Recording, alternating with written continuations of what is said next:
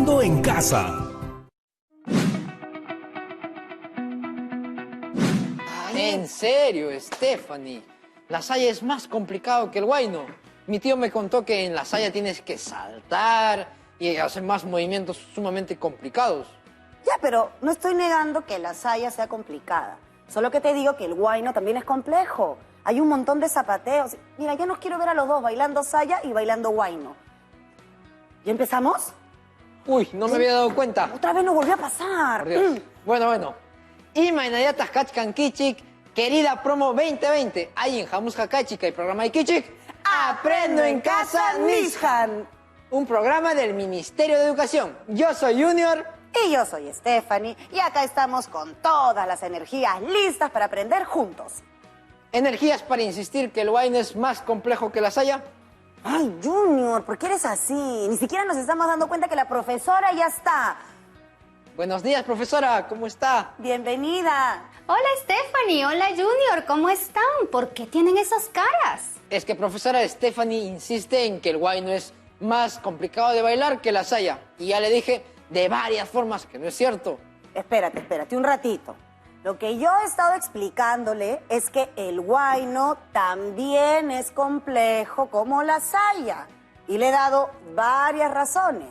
En otras palabras, lo que han estado haciendo es darse argumentos y contraargumentos para demostrar que están en lo correcto. ¿Qué tal coincidencia? Justo en el programa de hoy vamos a hablar de la importancia de los argumentos y la solidez de los mismos a la hora de escribir un texto argumentativo.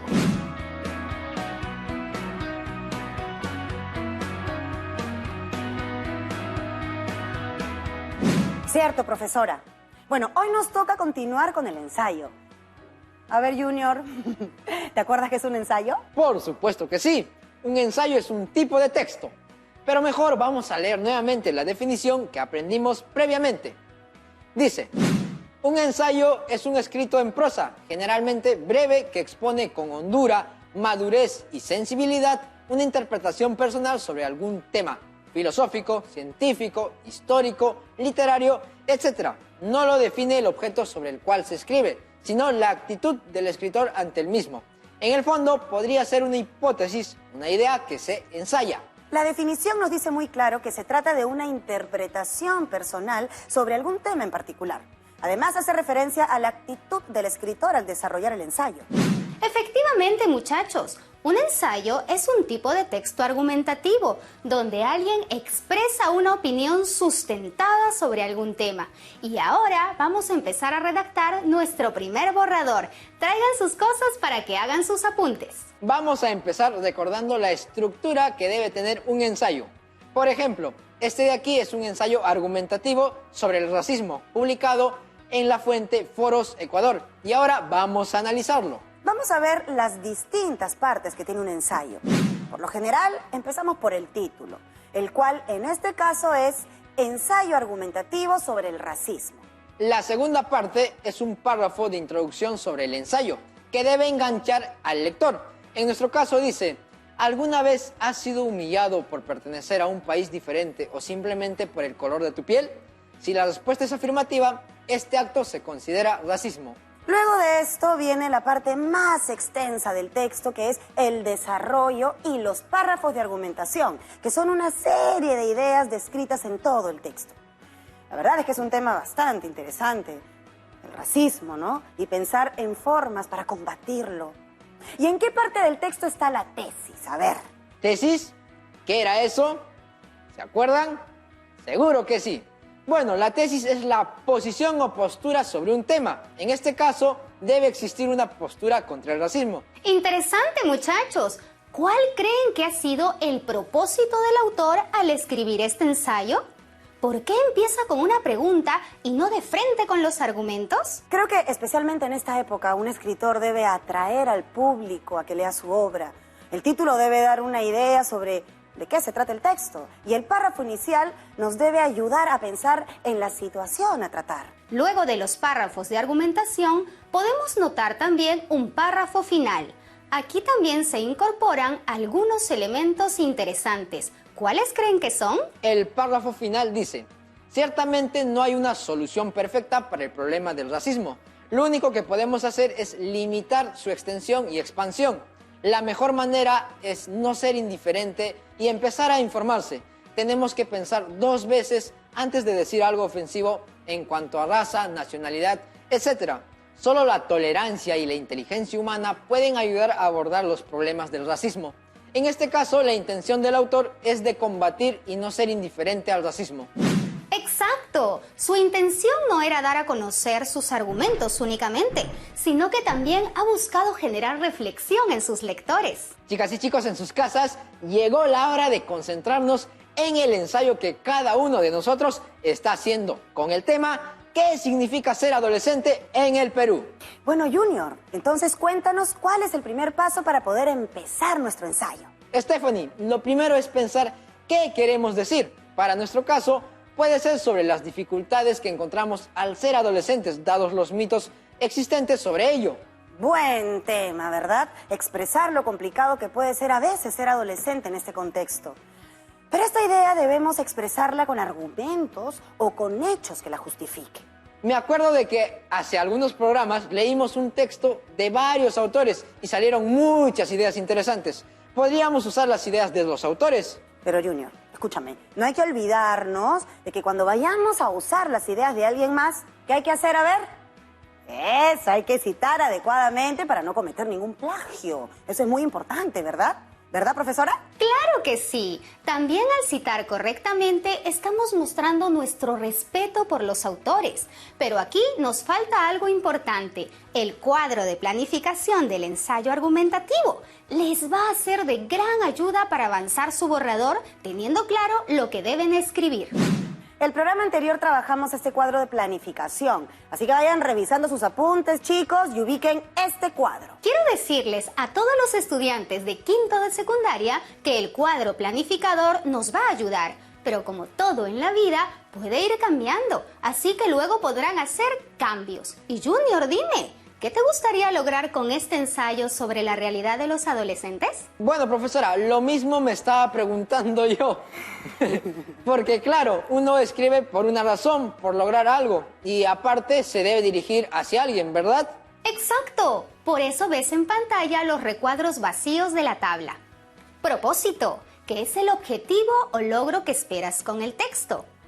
Y también está el destinatario, que significa a quién va dirigido el texto. Bueno, a veces los adultos, sobre todo nuestros padres y nuestras madres, no comprenden muchas de nuestras ideas y quisiera escribirles algo bonito para que entiendan y puedan confiar mucho más en nosotros. Oye, qué buena idea. Bueno, me imagino que les escribirás en lenguaje formal, ¿no? Todo lo contrario, Stephanie. Para este caso creo que tendría que usar un lenguaje más cercano a ellos, algo más informal, más amical.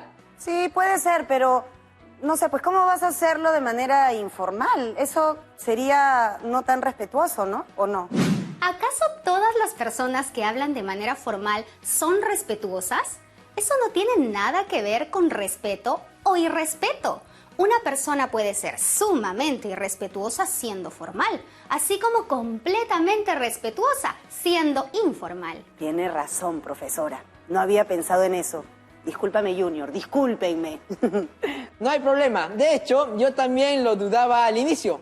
Bueno, ya tengo listo mi cuadro de planificación y estoy preparado para buscar mis argumentos. Quedaría más o menos así. Entonces, mi destinatario son los padres de familia de mi comunidad. Mi propósito es motivarlos a entender que los adolescentes son valiosos y quisiéramos que respeten sus intereses. Utilizaré en esta ocasión el lenguaje informal. Sobre el título y el número de párrafos, bueno, pronto lo haré. ¿Y qué opinas, Stephanie?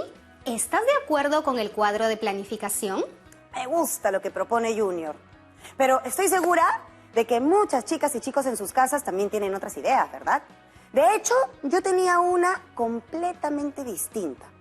¿También podría hacer mi propio cuadro planificador, profesora? ¡Claro que sí! Tiene que ser tu propio texto. Deben hacer de uno mismo. Chicas y chicos, recuerden que cada uno debe hacer su propio cuadro planificador. Para Junior, su propósito es motivar a las madres y padres de su comunidad con un lenguaje informal.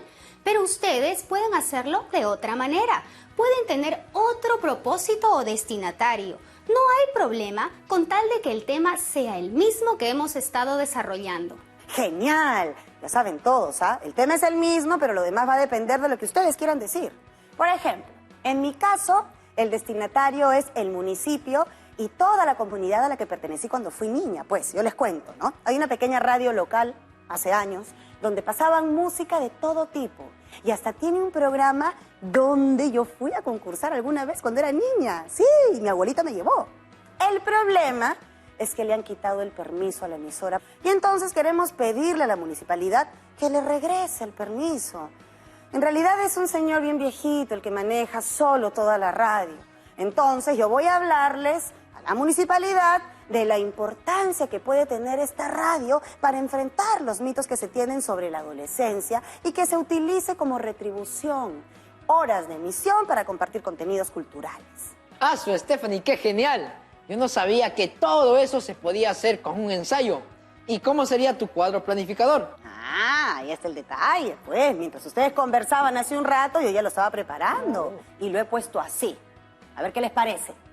En este caso, yo he pensado en un título que sería La radio y su impacto positivo en los adolescentes. Además, el destinatario es el municipio. Mi lenguaje será formal. Y mi propósito es explicar que a los adolescentes les gusta mucho este tipo de espacios y los ayudan mucho. Y también he pensado en que va a tener 5 párrafos. Me gusta cómo has hecho tu planteamiento. Igual me imagino que posiblemente cambiarás algunas cosas más tarde. Sí, puede ser que el título, porque está muy largo. Pero bueno, como usted lo dijo, por el momento puede quedar así, ¿no? Más bien, vamos a poner juntos mi cuadro planificador y el de Junior, para que todos en sus casas puedan ver, pues, que teniendo el mismo tema, podemos tener propósitos y destinatarios distintos. Excelente idea, Stephanie. Ahí va. Chicas y chicos, aquí tenemos 2 ejemplos de cuadros planificadores. ¿Ven cómo se parte del mismo tema, pero todo lo demás es distinto? Si bien tenemos definido el tema, ¿qué significa ser adolescente en el Perú? Cada uno de ustedes va a tener su propio propósito, estilo, destinatario, título, etc. Es importante que escriban lo que sientan de verdad y no para quedar bien con alguien. Entonces, una vez que tengamos nuestra planificación lista, ya podemos empezar a escribir. Exacto. Para poder armar nuestro texto tenemos que tener, obviamente, los argumentos que queremos proponer. ¿Y dónde están los argumentos? Pues, Stephanie, deberían estar en los apuntes que hemos tenido en los programas anteriores cuando leímos el texto. Espero que ustedes en casa también ya tengan a la mano sus apuntes, ¿no? ¿Sí? Bueno, si no, aprovechen en traerlos mientras hacemos una pequeña pausa aquí en Aprendo en Casa. Para quinto de secundaria. Seguimos aquí en su programa favorito, Aprendo en Casa. Es hora de empezar a pensar en lo que vamos a escribir. Yo creo que podríamos hablar de algunas ideas que salieron en esas sesiones. De repente podríamos poner 2 o 3 de esas ideas, pero... Profesora, ¿es posible que usemos otras ideas o argumentos aparte de los propuestos por los autores de las lecturas analizadas? Claro que sí. Tu texto tendrá más valor si contiene referencias bibliográficas de distintos autores.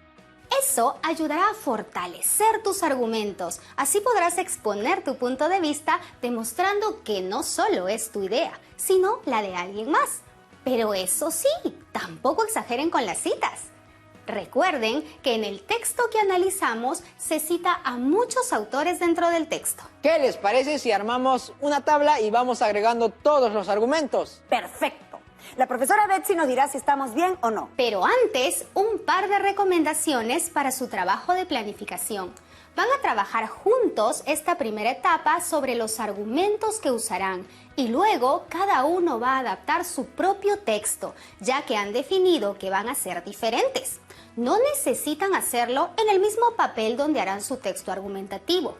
Vean el siguiente cuadro que les va a ayudar a procesar mejor la información. Aquí va.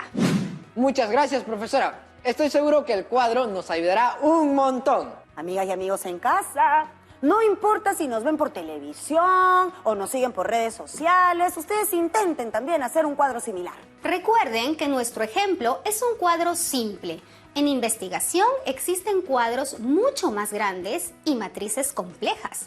¿Qué les parece si empezamos a poner las citas más resaltantes y pensamos juntos en cómo podrían ayudarnos? Yo tengo algunas que les quiero mostrar.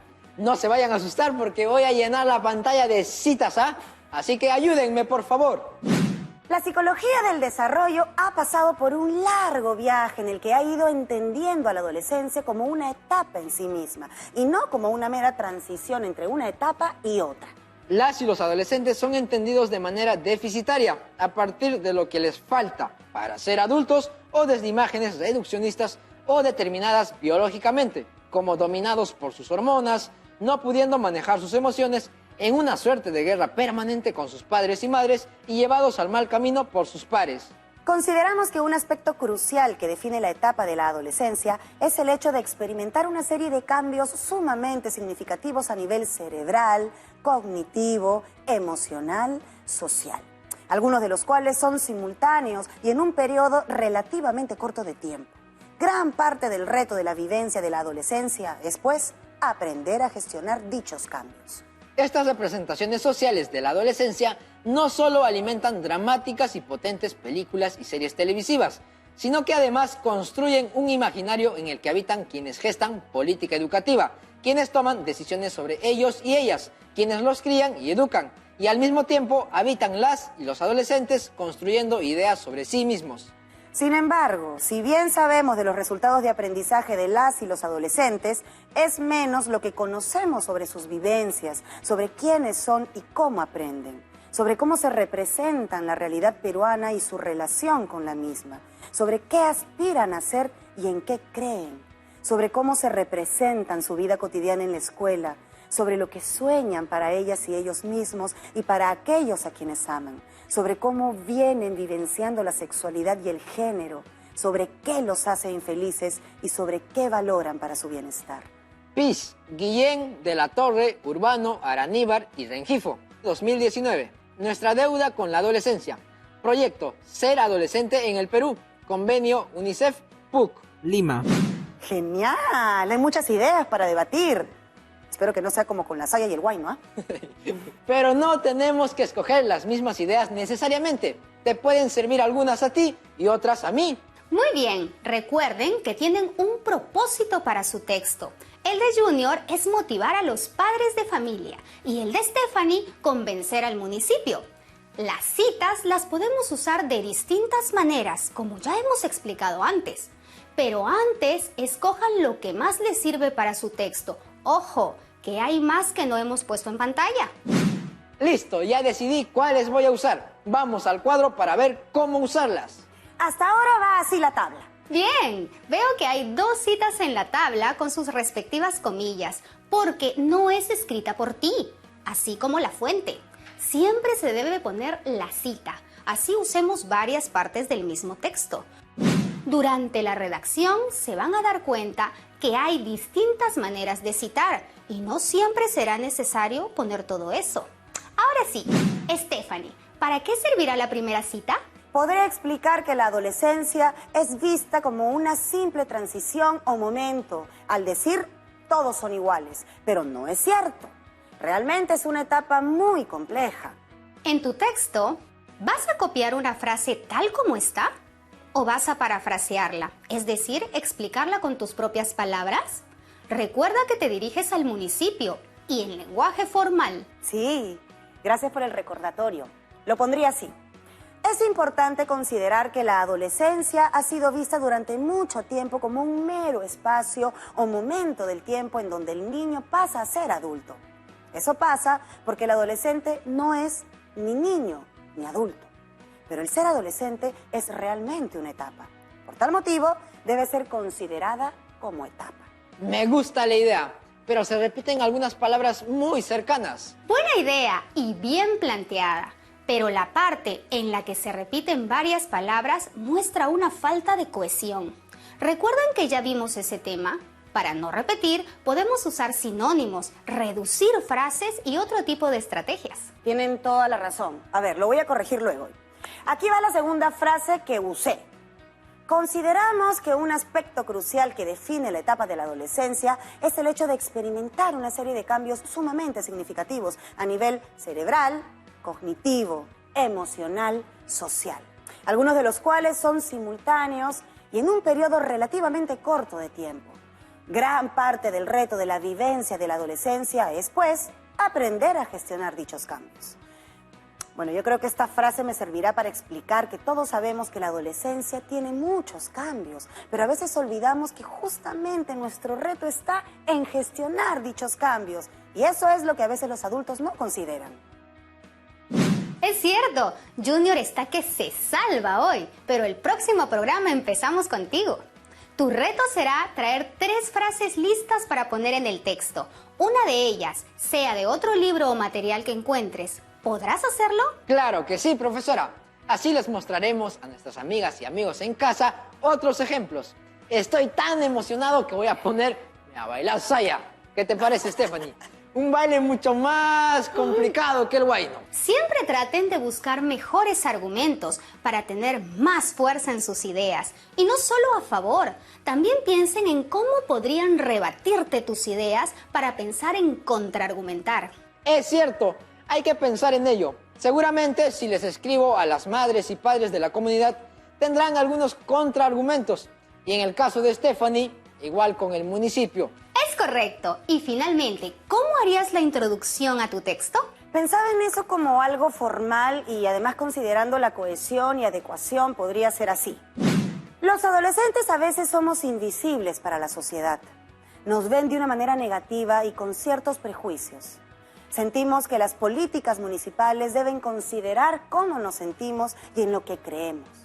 Las personas no siempre piensan en todos. Interesante, expresa muy bien el cómo se siente el autor. Sí, es justo lo que pensaba. Es una metáfora, claro. No es que seamos invisibles, ¿no? Pero es una forma de decir que no nos ven. Es cierto. ¿Y qué otras cualidades del texto observan que se podría corregir o mejorar?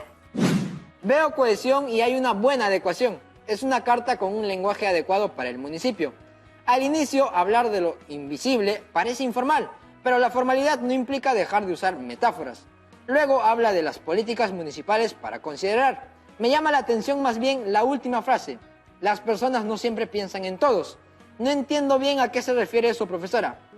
Ahora que lo dices, creo que no se entiende la idea. Es que yo quería decir que a veces no pensamos en los adolescentes, pero quizá no debería estar ahí esa frase, ¿no? ¿O debo cambiar la forma de decirla? Al escribir nuestro primer borrador, siempre habrá varias cosas que mejorar. El proceso de redacción es abierto, con cambios permanentes. Hay que leer varias veces y corregir palabras, frases u oraciones que lo necesiten. Es cierto que hubo un problema de coherencia en la última frase, pero lo bueno es que lo puedes corregir. Gracias por sus comentarios, profesora Betsy. Ahora sí voy a poder mejorar y fortalecer este primer borrador. Felicitaciones por el trabajo de hoy. Quiero que vuelvan a ver este cuadro donde podemos ver varias formas de citar. ¿Pueden notar las diferencias?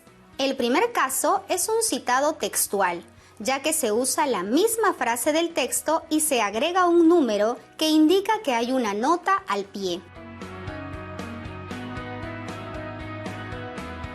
En el segundo caso, se menciona en el mismo texto al autor, en este caso, Pérez, y se coloca entre paréntesis el apellido del autor y el año de publicación. Finalmente, en el último caso se trata de un parafraseo. No se dice lo mismo textualmente y al final solo se pone entre paréntesis el año de publicación.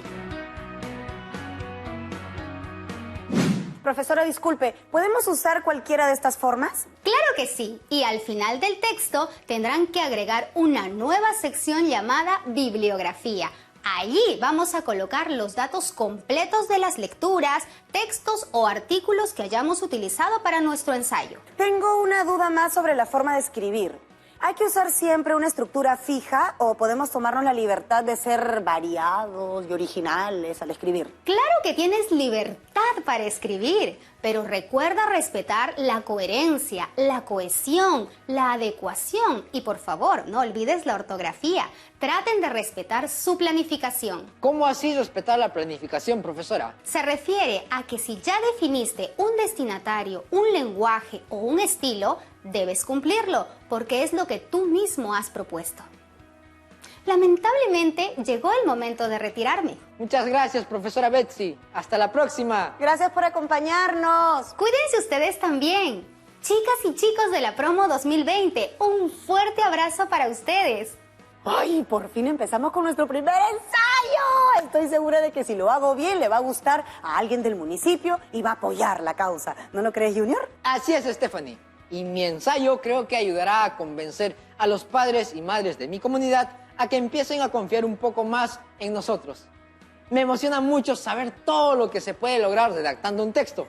Pensé que era aburrido, pero me gustó porque tenemos libertad.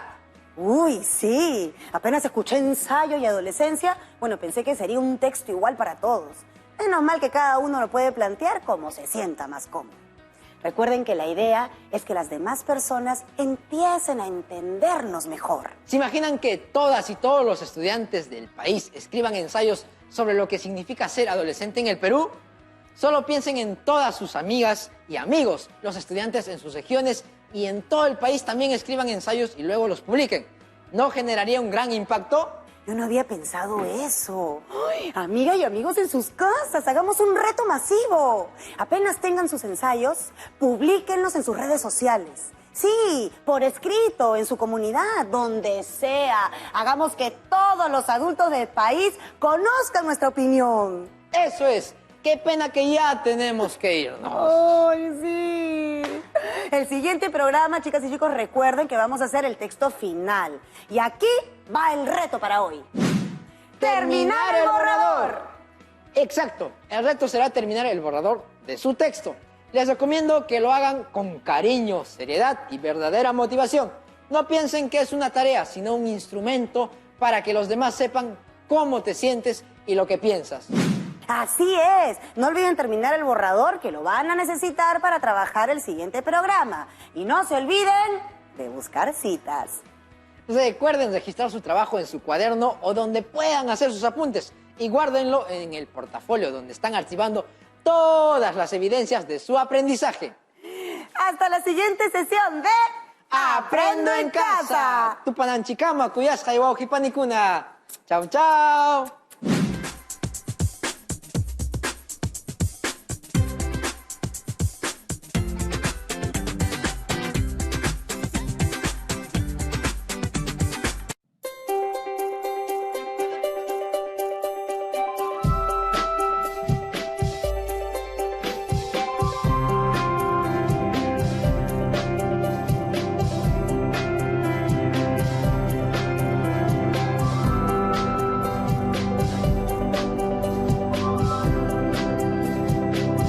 Aprendo en Casa.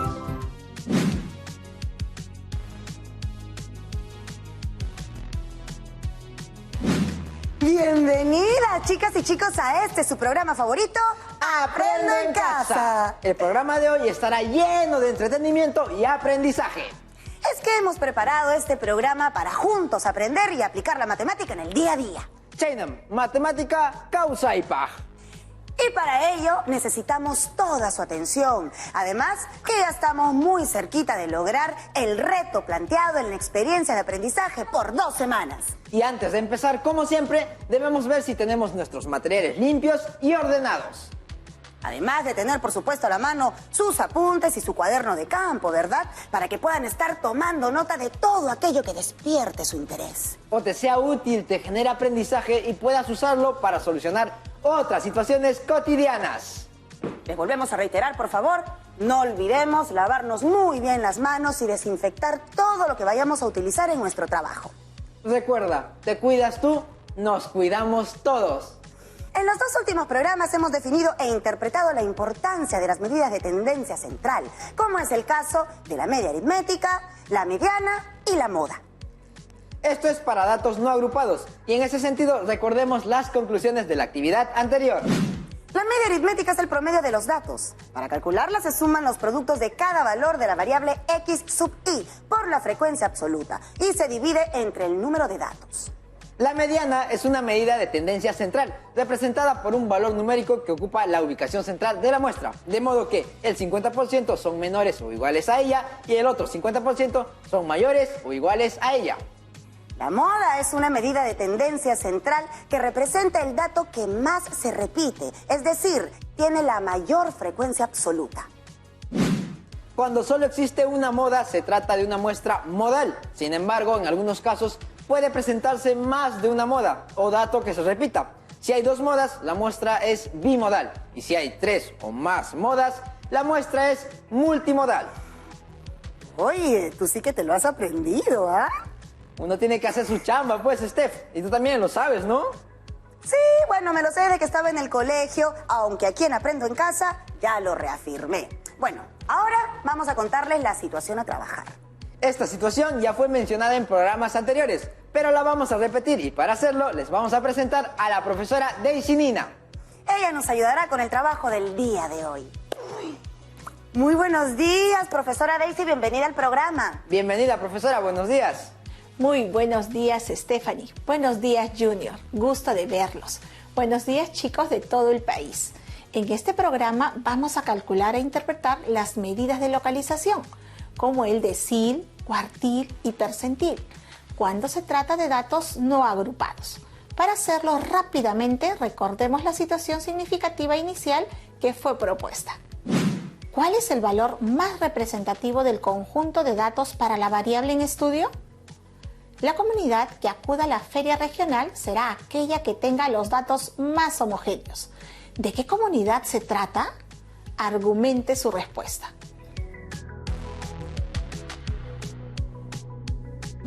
Antes de comenzar, es importante establecer una ruta de trabajo. Creo que por ahí hay una imagen que explica eso, ¿no? Para lograr el propósito debemos revisar y comprender en primer lugar qué es el decil, cuartil y percentil para datos no agrupados. Resolver diversas situaciones relacionadas con cada una de las medidas de localización. Usar estos conocimientos para dar respuesta a la pregunta B de la situación significativa.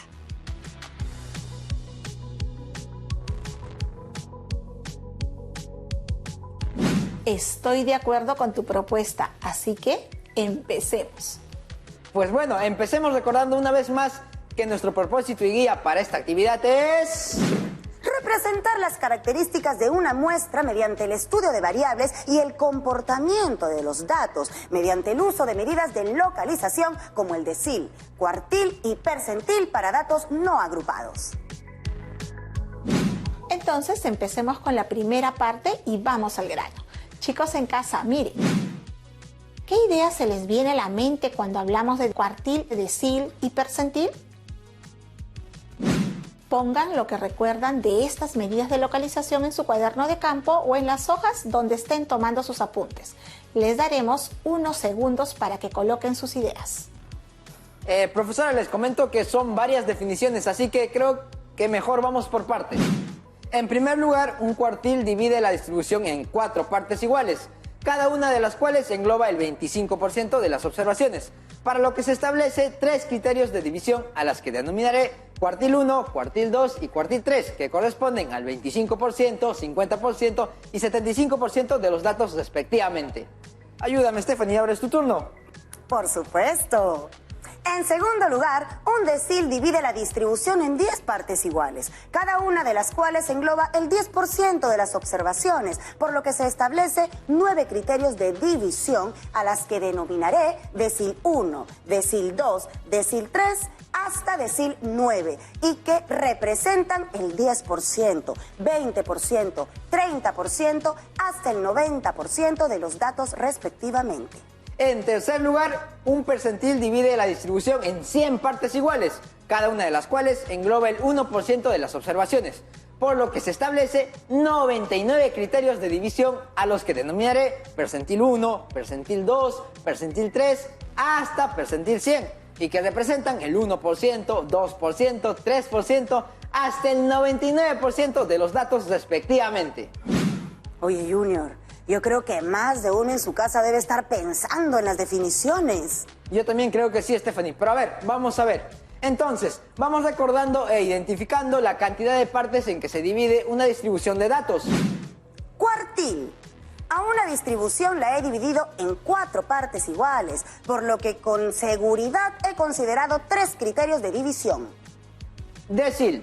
A una distribución la he dividido en 10 partes iguales, por lo que con seguridad he considerado 9 criterios de división. Percentil. A una distribución la he dividido en 100 partes iguales, por lo que con seguridad he considerado 99 criterios de división. ¿Por qué cuando digo que decil es el producto de dividir la distribución de datos en 10 partes iguales, aclaro que hago 9 divisiones y no 10?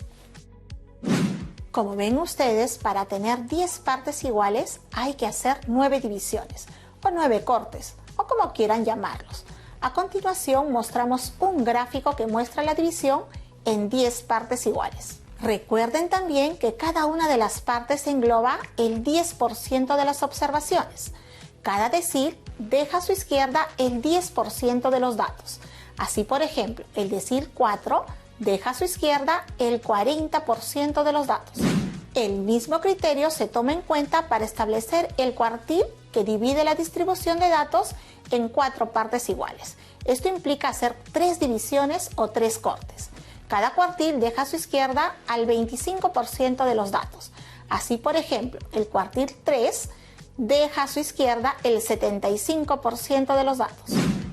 ¿Entendido? Entendido. Continuamos. Lo mismo funciona para el percentil, por supuesto. Para dividir la distribución en 100 partes iguales, aplicamos 99 criterios de división.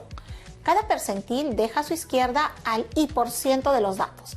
Así, el percentil 76 deja a su izquierda el 76% de los datos. Creo que con esta explicación solucionamos una primera confusión que podría surgir en cualquiera de ustedes. Ahora bien, para mí es importante anticiparme a otras dudas que podrían surgir en el camino respecto a las equivalencias. Les pediré en esta parte que dispongan de 3 rectángulos. Se sugiere de 50 centímetros por 20 centímetros, para dividirlos en 100 partes, 10 partes y 4 partes iguales respectivamente. Ustedes van a preparar algo como esto. Este es un diagrama de 2 filas, una encima de la otra, y cada fila tiene 50 rectángulos, o sea que tenemos en total 100 rectángulos del mismo tamaño. Chicas y chicos, esto es la representación del rectángulo dividido en 100 partes iguales.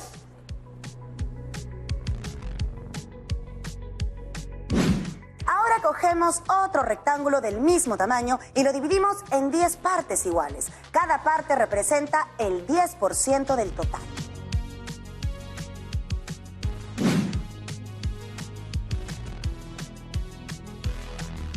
Ahí lo tienen, los deciles que divide al rectángulo grande en 10 rectángulos iguales. Ahora vamos a dividir otro rectángulo en 4 partes iguales. Cada parte representa el 25% del total para representar a los cuartiles.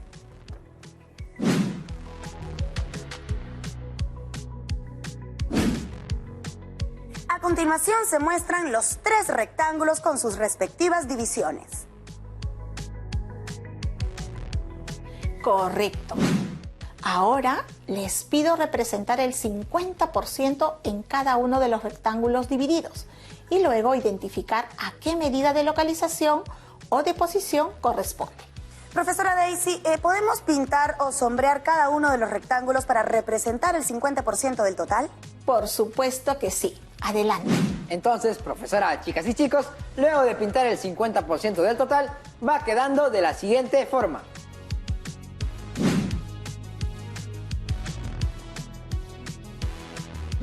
El rectángulo que representa a los deciles y donde hemos pintado el 50% del total quedaría así.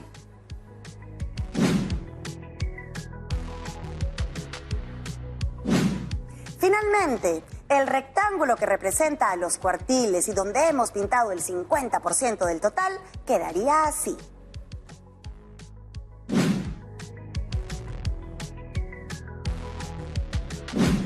¿Qué es es lo que puedes notar en estos tres casos? ¿Y qué tipo de relación encuentras entre estos tres gráficos que podría ayudar a la comprensión de los percentiles, deciles y cuartiles? En las tres figuras se ha sombreado regiones equivalentes, por lo que podríamos decir que para una misma distribución de datos, los datos que corresponden al percentil 50, al decil 5 y al cuartil 2 son equivalentes.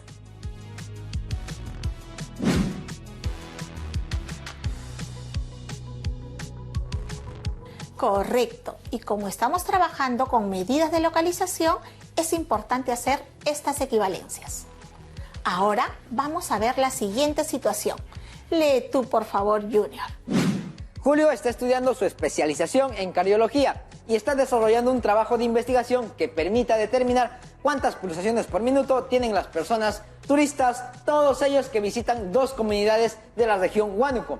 Estas comunidades están a diferentes niveles de altura y Julio ha tomado el registro de pulsaciones tal como se muestra en las tablas. A partir de estos resultados y analizando las medidas de localización o de posición, ¿cuáles son las recomendaciones más apropiadas que deberá brindar a los turistas?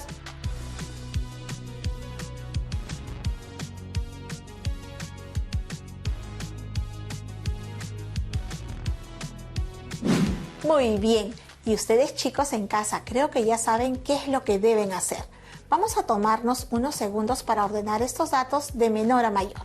Para hacerlo, Junior, te pediré que nos muestres cómo nos deben quedar los datos una vez que los ordenemos. Profesora, ¿puedo usar la tabla de distribución de frecuencias para ordenar los datos? Claro que sí.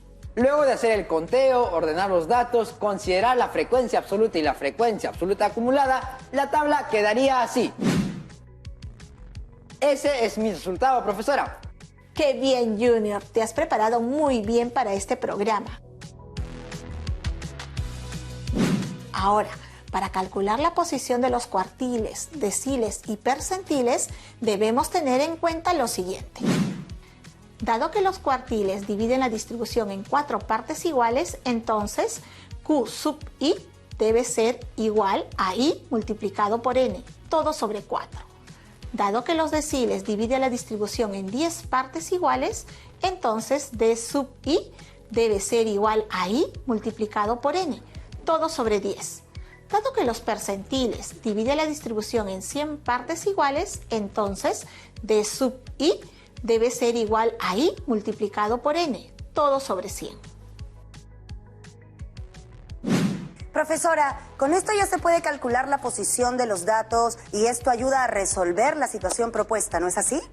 Vamos a calcular la posición de las tres medidas y a partir de los resultados analizaremos, interpretaremos y les daremos recomendaciones a los turistas que visitan ambas comunidades. Atención, atención a esto, promociones de todo el Perú. Para calcular el percentil 50 multiplicamos 50 por 20 sobre 100, dando como resultado 10. Es decir, el percentil 50 es igual a 10. Ubicamos qué valor de la frecuencia absoluta acumulada lo contiene para identificar el número de pulsaciones por minuto. Vemos que en la comunidad A corresponde a 72 pulsaciones y en la comunidad B también corresponde a 72 pulsaciones. Los resultados obtenidos no dan alertas del posible problema que puede ocasionar el número de pulsaciones por minuto. Si calculamos el decil 8, este es igual a 8 por 20 sobre 10, teniendo como resultado que el decil 8 es igual a 16. Ubicamos qué valor de la frecuencia absoluta acumulada lo contiene para identificar el número de pulsaciones por minuto. Vemos que en la comunidad A corresponde a 75 pulsaciones y en la comunidad B corresponde a 76 pulsaciones. Esto indica que los turistas que visitan la comunidad B son los que deben tener mayor cuidado. Para el caso del cuartil, multiplicamos 1 por 20 sobre 4, dando como resultado que el cuartil 1 es igual a 5. Ubicamos qué valor de la frecuencia absoluta acumulada lo contiene para identificar el número de pulsaciones por minuto. Vemos que en la comunidad A es 60 pulsaciones y en la comunidad B es 65 pulsaciones, lo cual indica que los turistas que visitan la comunidad B son los que deben tener mayor cuidado. Estos dos últimos resultados nos muestran que en la comunidad B se está dando un incremento en el ritmo cardíaco de los turistas. ¡Wow! ¡Qué interesante, profesora! Es importante reconocer que si hemos calculado el percentil 50, daría lo mismo que calculemos la mediana. No olvidemos que la mediana divide el conjunto de datos en dos partes iguales, de modo que el 50% son menores o iguales a ella y el otro 50% son mayores o iguales que ella. Y el percentil divide a la población en 100 partes iguales. Esto quiere decir que si calculamos el percentil 50, es equivalente a calcular la mediana. Sí, profesora, qué interesante. Ahora toca analizar la situación significativa inicial. Calculamos el cuartil 2, el decil 6 y el percentil 20 de la cantidad de hijos que tienen 20 familias de las dos comunidades. Para ello veamos nuevamente los datos. También quiero mencionarles que es conveniente encontrar la frecuencia absoluta acumulada para que de un solo vistazo podamos ver cuál es el dato que necesitamos. Para hacer esto le pedimos a Stephanie que aumente una columna para explicarnos cómo los datos se van acumulando. Encantada. Acumulando los datos, tenemos lo siguiente. Perfecto. A partir de esos datos en la tabla ya podemos calcular las medidas de posición que solicitan. Empiezo explicando el procedimiento para calcular el cuartil 2. El cuartil 2 es igual a 2 por 20 sobre 4, obteniendo como resultado 10. Ubicamos qué valor de la frecuencia absoluta acumulada lo contiene, para así identificar el número de hijos. Vemos que en la comunidad Kishwa son 3 hijos y en la comunidad Shipibo-Conibo también son 3 hijos. Los resultados son iguales. Esto quiere decir que los datos en esa posición también lo son. Y además que el 50% de familias tienen 3 hijos o menos. Junior, ¿puedes continuar calculando el decil? Por supuesto, profesora, creo que me lo sé.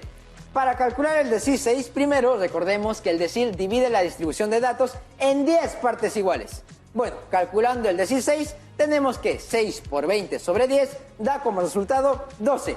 Profesora, ¿lo interpreté bien? Sí, Junior, el decil 6 es igual a 12. Ubicamos qué valor de la frecuencia absoluta acumulada lo contiene, para así conocer el número de hijos. Vemos que en la comunidad Kishwa son 3 hijos y en la comunidad Shipibo-Conibo son 4 los hijos.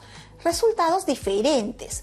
Esto quiere decir que los datos en esa posición también lo son, indicando que para el decil 6 la comunidad Shipibo-Conibo supera a la comunidad Kishwa en número de hijos. Además, quiere decir que el 60% de familias de la comunidad Kishwa tienen 3 hijos o menos y que en la comunidad Shipibo-Conibo el 60% de familias tienen 4 hijos o menos. Ahora bien, calculando el percentil 20 es igual a 20 por 20 sobre 100, por lo que podemos observar que el percentil 20 es igual a 4. Ubiquemos qué valor de la frecuencia absoluta acumulada lo contiene, para identificar el número de hijos. Vemos que en la comunidad Kishwa corresponde a 2 hijos y en la comunidad Shipibo-Conibo corresponde a 1 hijo. Los resultados obtenidos son diferentes. Significa que los datos en dicha posición también lo sean, indicando que para el percentil 20 los datos de la comunidad Kishwa superen el número de hijos a la comunidad Shipibo-Conibo. Además, significa que el 20% de familias de la comunidad Kishwa tienen 2 o menos hijos y que el 20% de familias de la comunidad Shipibo-Conibo tienen un solo hijo. ¿Qué conclusiones podemos sacar de este análisis, profesora Daisy? Observando las tablas y los valores obtenidos de algunas medidas de localización, parece que los datos de la segunda tabla, la que corresponde a la comunidad Shipibo-Conibo, son más dispersos. Para tener seguridad de esto, debemos usar otras medidas, llamadas medidas de dispersión. Estas son, por ejemplo, la desviación media, la varianza y la desviación estándar. Estas medidas las aprenderemos en el siguiente programa de matemática y con ellas podremos responder a la pregunta del inciso B de nuestra situación significativa. Suena interesante, pero a la vez creo que un poquito difícil. Pero veremos qué pasa. Bueno, jóvenes, debo preparar otra clase y ahora los dejo. Conmigo será hasta otra oportunidad. Que les vaya bien. Muchas gracias, profesora, por su apoyo. Chao. Y bien, chicas y chicos, antes de irnos daremos a conocer algunas conclusiones importantes. En primer lugar, un decil se da cuando a una distribución la he dividido en 10 partes iguales, por lo que con seguridad he considerado 9 criterios de división, a las que denominaré decil 1, decil 2, decil 3, decil 4 hasta decil 9, y que representan el 10%, 20%, 30%, 40% hasta 90% de los datos. En segundo lugar, un cuartil se da cuando he dividido la distribución en 4 partes iguales, por lo que con seguridad he tomado en cuenta 3 criterios de división a los que denominaré cuartil 1, cuartil 2 y cuartil 3, y que corresponden al 25%, 50% y 75% respectivamente. En tercer lugar, y no por eso menos importante, un percentil se da cuando he dividido la distribución en 100 partes iguales, por lo que con seguridad he tomado en cuenta 99 criterios de división, y a cada una la he denominado percentil 1, percentil 2, percentil 3, hasta llegar al percentil 99, y que corresponden al 1%, 2%, 3% hasta 99%. En cuarto lugar, podemos decir que los deciles, cuartiles y percentiles tienen sus respectivas equivalencias. Estas medidas nos permiten dar la ubicación de los datos para ir analizando su comportamiento. Y a continuación, se viene el reto. Una institución educativa busca determinar la percepción que tienen los estudiantes de un nuevo profesor de matemática. En una escala de 0 al 30, los estudiantes de los 2 quintos de secundaria le han puesto los siguientes puntajes. Para quinto A, los puntajes son los siguientes: 18, 22, 25, 30, 22, 22, 24, 30, 23, 24, 28, 25, 20, 24, 26, 25, 28, 27, 27 y 26. Para quinto B, los puntajes son 25, 22, 23, 25, 26, 26, 25, 25, 30, 30, 22, 25, 30, 27, 25, 25, 25, 30, 22 y 24. ¿Qué sección le dio la más alta calificación? Toma tus apuntes y compara tus respuestas con tus compañeros.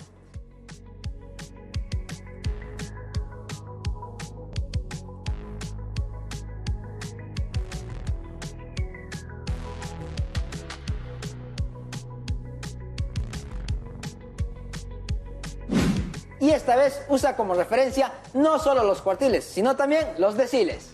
No te olvides de dar una revisión a todos tus apuntes. El orden, además, nos facilita no solo los cálculos matemáticos, sino todo nuestro aprendizaje. Esto vale no solo para nuestra área, sino también para todas las demás. Y por último, recopila todos tus datos, todas tus notas de esta actividad y de las anteriores en tu portafolio, ya sea en físico o en digital. Y ahora sí, los dejamos hasta el próximo programa. Cuídense mucho y no se olviden que no pueden ir a visitar a ningún amigo ni a ningún familiar. Así es, cuídense mucho, mucho, mucho. Un gran abrazo y Tupananchikama. Chao, chao. ¡Chao!